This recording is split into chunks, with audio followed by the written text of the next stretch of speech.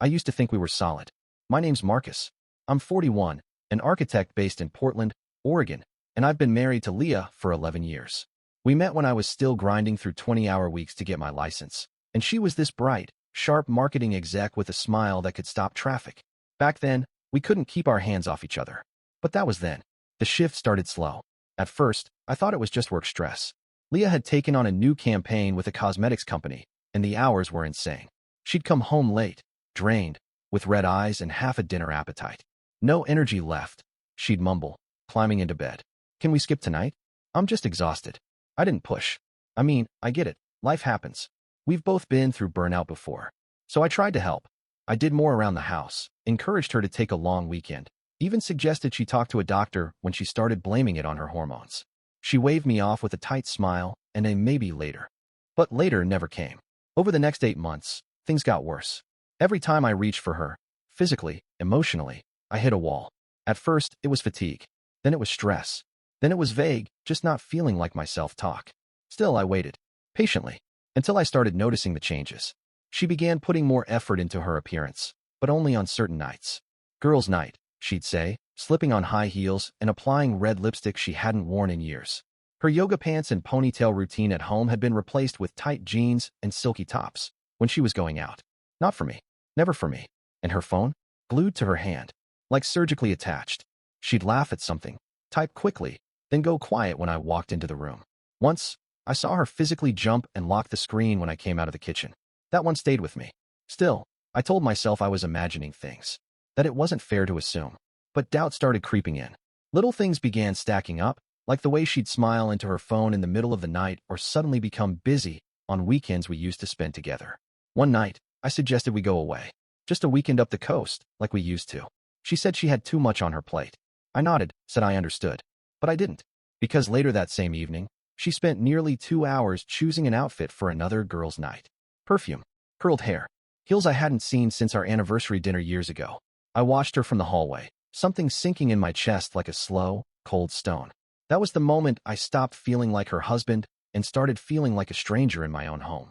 I didn't say anything that night, but I knew something wasn't right, and she was hiding it from me. It was the kind of night I normally would have enjoyed. My firm had sponsored an industry gala downtown, all glass walls and overpriced hors d'oeuvres, soft jazz playing while people in tailored suits talk shop over wine. I wasn't really in the mood, but I showed up because I'm a partner now. Showing up is half the job. Aaron spotted me near the bar. We'd gone to college together. These days, he ran his own architecture consultancy, and we occasionally worked on joint projects.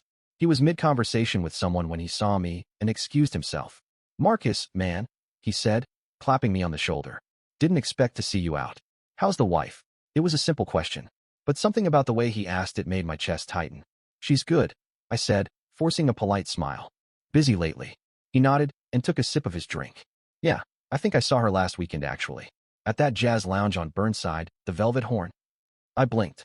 "Really?" "Yeah, Friday night, I think. I was there meeting a client. She was at the bar, looked like she was having a good time." "You weren't with her?" My mouth felt dry. "No, she said she was having a movie night with her sister." Aaron raised an eyebrow. "Huh, must have been someone else then." He tried to brush it off, but his expression shifted just enough to tell me he wasn't sure. But she looked a lot like Leah. Same hair, same laugh, and I think she was with some guy in a blazer. Tall, well-dressed. They looked cozy.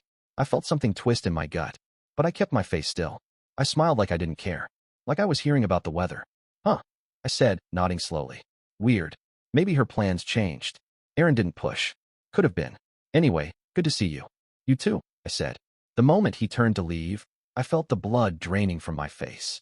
I stood there in the middle of the room, holding a glass of red wine I hadn't touched, feeling the crowd blur into white noise. That night, I didn't sleep. I lay in bed staring at the ceiling, my heart racing, going over every excuse, every deflection, every tired, "I'm just exhausted," Leah had given me for the past 8 months. And for the first time, I didn't believe a word of it. It wasn't just stress. It wasn't hormones. It was something else.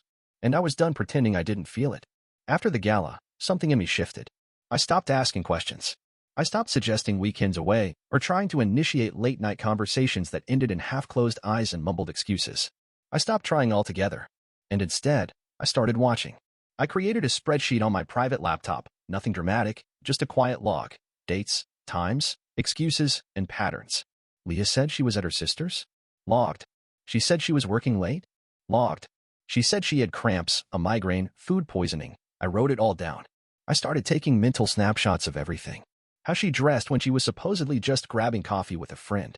The way she triple-checked her phone before leaving the house. How fast she locked her screen the second I walked into the room. There was one night I'll never forget, a Thursday. I got home early from a site visit and suggested we grab dinner, just the two of us. Her response was immediate. I've got a Zoom call tonight. Big internal review. Can we do another night? I smiled. Of course. Work comes first. But later, when she was in the shower, I peeked into her purse, something I never thought I'd do. Tucked in her wallet was a receipt from a rooftop cocktail bar across town, timestamped 8:43 p.m. that same night. The same night I was home alone eating leftovers and watching reruns of a cooking show, thinking she was in the next room talking to her team. That was the moment I stopped hoping. I still said all the right things. Still kissed her goodnight. Still nodded when she claimed exhaustion or stomach cramps or hormones again and again. But I didn't believe any of it anymore. I began testing her responses, subtly. One Saturday morning, I booked a spa weekend in Bend. She blinked when I told her. Oh, that's sweet, she said, rubbing her temples. But I don't know. I've just been feeling off lately. I think my body needs rest. The next night, she spent 40 minutes in the mirror getting ready for another girls' night. Foundation. Winged eyeliner. That new perfume with the gold cap she kept in a little velvet pouch. When she stepped out of the bedroom in a skin-tight dress and heels, I asked, "You still feeling off?" She paused for half a second too long. "I feel better now." I nodded. Good. Inside, my stomach was stone. I stopped reacting emotionally. No arguments. No accusations. Just calm, steady silence. And every time I saw another lie dressed up as stress or self-care or a vague hormonal slump, I made another note. I copied bank statements. I watched how she smiled when she thought I wasn't looking. I memorized the sound of her laughing through a closed bathroom door while texting someone late at night. By then, I knew I didn't need to catch her in the act. I just needed time. And evidence. Because I wasn't looking for closure anymore. I was preparing for war. The next step wasn't emotional. It was practical. I stopped playing the role of the confused husband and started acting like what I am, a man who designs structures for a living. I understand foundations, hidden support beams, and the importance of planning quietly before demolition. So I built a strategy. The first call I made was to an old client of mine, a security consultant who'd helped me install custom surveillance in a high-profile residential project. Discreet, expensive, and extremely good at what he did. Corporate surveillance? He asked. Personal, I said. I need to know where my wife goes and who she's with. I don't want drama. Just the truth. He didn't blink. You'll have it. We set everything up in a week. A GPS tag on Leah's car, discreet and undetectable. Remote access to her phone location using a clone device. Nothing invasive. Just tracking. Movement. Timelines. Names. And while that ran in the background, I made another call, this one to a family law attorney I'd been referred to by a colleague who had gone through a brutal divorce the year before. Her name was Marissa. She had the calm, direct tone of someone who'd seen everything and wasn't easily rattled. I sat in her office with a file in my lap and no emotion on my face. My wife is having an affair, I said. She nodded once, as if I just told her it might rain. Do you want to try to save the marriage? No, I said. I want to be prepared. Legally. Financially. I want control before she realizes I've taken it. Marissa smiled, just slightly. Good. Let's get to work. We discussed asset security, documentation protocols, and digital records. She walked me through how to shield my premarital assets, isolate our accounts, and prepare an airtight case if it came to a court battle. Every conversation was recorded in writing. Every legal step taken with care. Back at home, I started moving money. Not all at once, just enough to stay quiet. I opened a new account in my name only and transferred small amounts every few days. I copied financial documents, title deeds, investment statements, and stored them in a rented commercial storage unit under a shell company I created for business expansion. I kept a spare key in my car. 2 weeks later, the first report came in from the consultant. Photos. Leah. Downtown. At the same jazz lounge Aaron had mentioned. Sitting at the bar next to a man I'd never seen before, clean-cut, expensive watch, the kind of guy who dressed like money without trying too hard. They weren't just sitting together. They were close. Leaning in. Laughing. Her hand on his knee.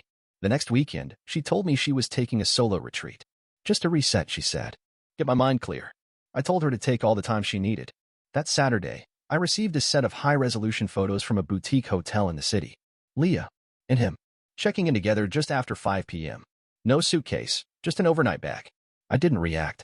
I just forwarded the photos to Marissa and slid the prints into a leather folder I kept locked in my office. She thought she was pulling the strings, but I'd already cut them. All she had left was the illusion of control. The final package came on a Tuesday morning. I was in my office, sipping black coffee and reviewing a new commercial build downtown when my phone buzzed. A text from the consultant. Delivery made. Check your lockbox. Everything's labeled. I left work early, told my team I had a migraine. Truthfully, I didn't feel much of anything. Just ready. At the storage unit, I pulled the steel door open and stepped into the cold space. A locked black case sat on the folding table I'd set up weeks ago. Inside, a portfolio of photographs, printed screenshots, GPS logs, timestamps, and the thing I didn't expect, audio. Labeled neatly, Velvet Horn Lounge. 11:17 p.m., Booth 2. I plugged in my headphones and pressed play. The sound was muffled at first, background music, glasses clinking. Then her voice, unmistakable. Leah. Laughing. He still thinks it's hormonal, she said, breathless. Isn't that hilarious? Like, he's been scheduling date nights and cooking all quiet and sweet, thinking I'm just too tired. Meanwhile. Then the other voice, the man from the photos, deeper, smug. Meanwhile, you're spending your weekends with me. Exactly, she said, giggling. It's almost sad. I swear, if he plans one more candle at dinner like I'm gonna suddenly jump his bones again, I'll scream. My hands didn't shake. My heart didn't race. I just kept listening. He's so convinced it's his fault, she went on. Like, Leah, I know you've been under pressure. I mean, come on. If he's that clueless, that's on him. Silence. Then she whispered, as long as he believes it's stress or hormones or whatever, I can do whatever I want. Click. I pulled the headphones off and sat back in the metal chair. I wasn't angry. I wasn't even surprised. What I felt, honestly, purely, was clarity. All this time, I'd hoped I was wrong. That maybe I'd misread the signs, misjudged the distance. But here it was, not just betrayal, but ridicule. Calculated. Cruel. She wasn't just hiding an affair. She was mocking my loyalty. I gathered everything, the photos, the logs, the audio files, and placed them neatly back into the black case. Drove it home, locked it in my personal safe. Then I texted Marissa. We're ready. Let's set a date. She called me 20 minutes later. We went over the timeline for filing. She asked if I wanted to confront Leah first or let her get served. I'll confront her, I said. Any reason? Because I want to look her in the eyes when the performance ends. That night, Leah came home late. Said she had a networking dinner with clients. She kicked off her heels, poured herself a glass of wine, and flopped onto the couch like she hadn't just handed me every reason to walk away from her forever. You okay? She asked, barely glancing up. Yeah, I said. Just tired. She nodded, satisfied. You should get some sleep. I watched her for a long moment, legs curled up under her, scrolling on her phone, a smirk playing on her lips as she typed something I no longer wanted to see. She had no idea that every lie she'd built her new life on was now cataloged, copied, and sitting in a file with her name on it. No more illusions. No more wondering. No more hope. Just the truth. And I was finally ready to give it to her. I chose Sunday evening. She always loved the quiet of Sunday nights, something about winding down, ordering Thai, and watching low-stakes crime dramas on the couch. It was predictable, familiar, and I wanted her to feel every inch of that comfort before I took it away. She came back from her sister's brunch around 6, wearing a fitted blouse and gold hoop earrings I hadn't seen in months. Her cheeks were still flushed, like she'd had a mimosa too many. She kicked off her shoes and glanced at me on the couch. You're home early. I was just waiting on you. She raised an eyebrow. You okay? I'm good. I stood up and motioned to the dining table. Can you sit for a minute? That caught her off guard. Sure. Yeah. She followed slowly, eyes narrowing. What's this about? I placed the leather case on the table between us. Sat down. Looked her straight in the eye. Open it. She hesitated. Marcus, what is this? Just open it, Leah. She unlatched the case. Her fingers stopped the moment she saw the top photo. Her, arms around the man from the hotel, laughing in the glow of streetlights. She flipped through the first few pages, timestamped shots, GPS logs, printouts of messages from a cloud backup I'd recovered. When she reached the audio transcript, her hand trembled. Then she looked up. Okay, she said quietly. I can explain. No, Leah, you're not here to explain. You're here to listen. She blinked. Marcus. I know about the affair. I know how long it's been going on. I know where you go, who he is, and what you said about me when you thought I wasn't paying attention. She folded her arms, trying to pull herself together. I made a mistake. A huge one. But if you think I don't love you. I pulled out my phone, tapped the screen, and pressed play. Her voice filled the room. It's hilarious how he still plans date nights like I'll ever touch him again. She froze. Stop, she whispered. You humiliated me, I said, voice level. For months, I thought something was wrong with you. I supported you, encouraged you to rest, to see a doctor, to take time off. I did everything a partner is supposed to do. And you used it. You weaponized my trust to live a second life behind my back. Tears started to build in her eyes. Marcus, please. This isn't about the sex, I continued. It's the contempt, the mockery, the deliberate manipulation. You made me feel like I was failing you. You smiled in my face while you ridiculed me behind my back. She reached for my hand. I pulled it away. I still love you. I do. I'm Marcus. We can fix this. I shook my head slowly. No, we can't. She looked like she might fall apart. You don't mean that. Please. This was a mistake. It got out of control, but we can come back from this. We have history. We have a divorce hearing scheduled. My attorney will contact you Monday morning. Her jaw dropped. I've already separated our finances, I said. The house is mine, premarital property. The documents are filed. The evidence has been cataloged. You'll get your copies this week. Marcus, her voice cracked. You don't have to move out tonight, I added calmly. You'll have time to make arrangements.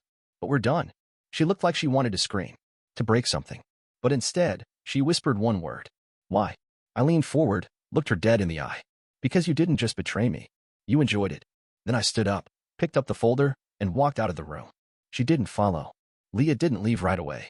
She stayed in the house for 10 more days, not out of defiance, but because she still believed, somewhere deep down, that she could flip the script. That if she played her cards just right, I'd backpedal, apologize, undo everything. But I didn't. I was polite, cold, professional. Every conversation was transactional timelines, legal updates, mail forwarding. She hated it. Marcus, we can at least talk, she said one morning as I passed her in the hallway.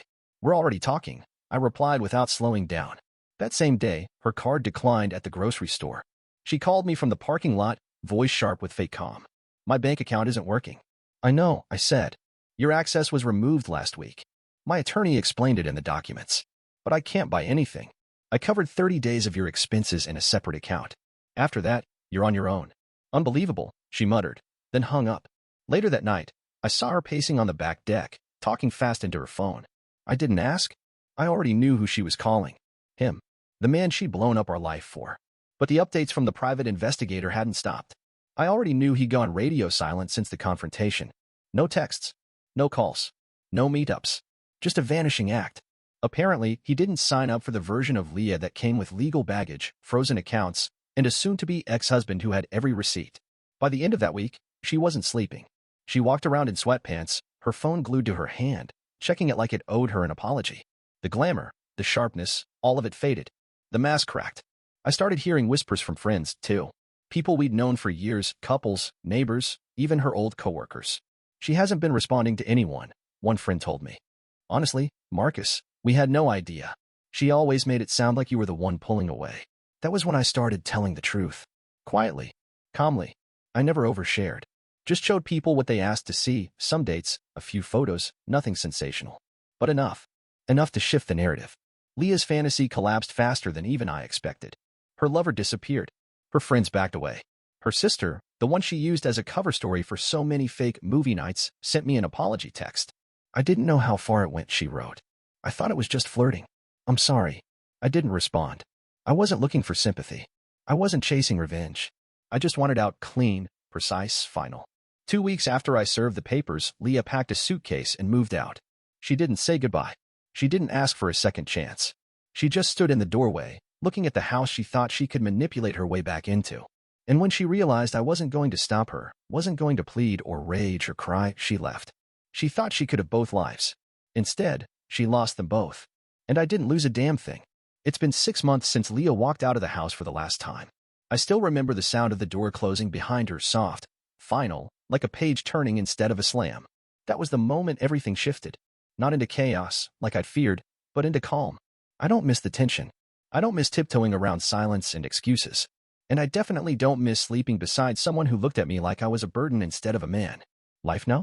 It's quieter, cleaner, easier. I reclaimed my mornings, no more waiting on someone to decide if we're happy or not. I get up early, hit the gym, make real breakfast instead of stale coffee and cold resentment. My appetite came back. My focus came back. Hell, even my creativity came back. The firm has noticed. I've been designing again, not just approving blueprints, but sketching by hand, late into the night like I used to before life got complicated. Clients love it. One of them even said, You've got your edge back. I didn't realize how much of it I'd lost until I got it back. And then there's Elle.